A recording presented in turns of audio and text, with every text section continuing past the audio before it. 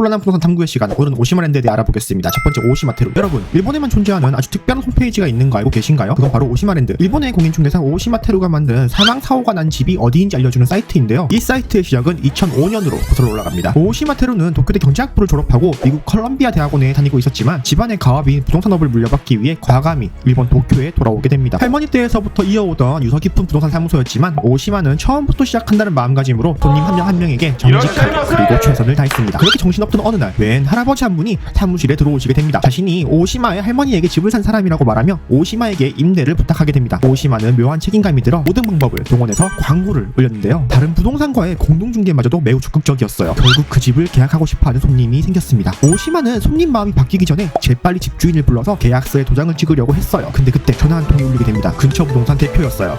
오시마상, 여기 예전에 사람이 죽었던 집 아니야? 오시마는 몹시 당황했어요. 그는 즉시 집주인에게 어떻게 된 건지 물었지만 돌아오는 건 긴 침묵뿐이었죠. 이 당시 일본 법에는 조금 문제가 있었어요. 건물주가 부동산과 전세입자에 대한 정보를 알려주게끔 되어 있긴 한데 구체적인 범위가 규정되어 있지 않아서 어떤 임대인이든 사망사고에 대해서 모두 임을 다물었어요. 결국 계약은 파토가 나게 되고 토탈감에 빠져버린 오시마. 이렇게 사고 정보들이 숨겨진다면 결국 피해를 보는 건 세입자라는 생각에 세상 그 어디에도 없던 사고 정보를 기재한 사이트를 만들기로 결심합니다. 두 번째, 오시마랜드. 사이트 초기에는 소수의 직원들과 오시마가 직접 발로 뛰며 정보를 모았어요. 인력이 적다 보니 도쿄랑 그 주변 지역부터 조사했는데요. 그들은 신문기자, 법원의 재판, 방청객, 뉴스, 현장 취재 등 자신들이 할 수 있는 모든 방법을 써서 정보를 모으고 사이트에 하나둘 공개했습니다. 그들은 세입자들을 위해 무료로 정보를 공개했고 사이트에 붙는 구글 애드센스 광고로 운영비를 충당했습니다. 2005년에 시작한 그들의 도전은 2011년까지 8,000건의 정보를 기재했지만 발생하는 사건에 비해 업데이트하는 속도는 매우 느렸어요. 한계를 느낀 오시마는 2011년 나무 위키식 유저 제보 시스템으로 방법을 바꾸게 됩니다. 사이트는 도쿄와 그 주변 지역뿐만 아니라 일본 전역에 사건 사고들이 올라오며 폭발적으로 많아지기 시작했어요. 근데 오시마의 의도와는 다른 부분이 생기기 시작했습니다. 사고 물건을 조심하라고 만든 사이트였는데 오히려 사고 물건만을 찾아 계약하는 사람들이 생겼어요. 기본적으로 사고 물건이라는 게 밝혀지면 월세가 절반으로 깎이게 되다 보니 경제적으로 어려운 사람들이나 오컬트에 심취한 사람들이 많이 찾게 된 거죠. 세 번째 위기. 꾸준히 우상향 상승 곡선을 그리던 성장세에 브레이크가 빡세게 걸리는 일이 발생했습니다. 누군가 사이트를 신고해서 구글 애드센스 광고가 막혀버린 거예요. 엎친 데 덮친 격이라고 하죠. 수익 창출구가 막혀서 꽤나 머리 아파하던 오시마에게 또 다른 큰일이 생겼는데 사이트에 자신의 집이 기재된 것에 불만을 품은 한 건물주가 허위 사실 유포로 소송을 걸어버린 거예요. 이 건물에서 일어난 사건은 요코하마 시체 유기 사건이라고 신문에 대서특필되고 웬만한 사람들은 다 아는 그런 사건이었어요. 오시마도 신문 보도와 경찰 발표를 기반으로 사이트에 기재한 것인데 이걸 허위 사실 유포 그리고 명예훼손이란 이유로 소송을 걸어버린 거죠. 1년간 이어진 소송의 결과는 어땠을까요? 당연히 오시마의 승리. 법원은 진실이 적혀있고 공익 목적이 크고 명예훼손죄는 애당초에 불가능하다며 기각을 했고 오히려 이 사건으로 추후 사망사고를 세입자에게 고지 안 했다가 걸리면 책임을 지게 하는 판례까지 생겼어요. 이 판결 이후 임대인은 500만 원을 줄 테니 제발 정보를 삭제해달라고 오시마에게 부탁을 했지만 그는 단호하게 거절했습니다. 이 소송 이후 더 이상 법정 분쟁이 생기진 않았지만 이젠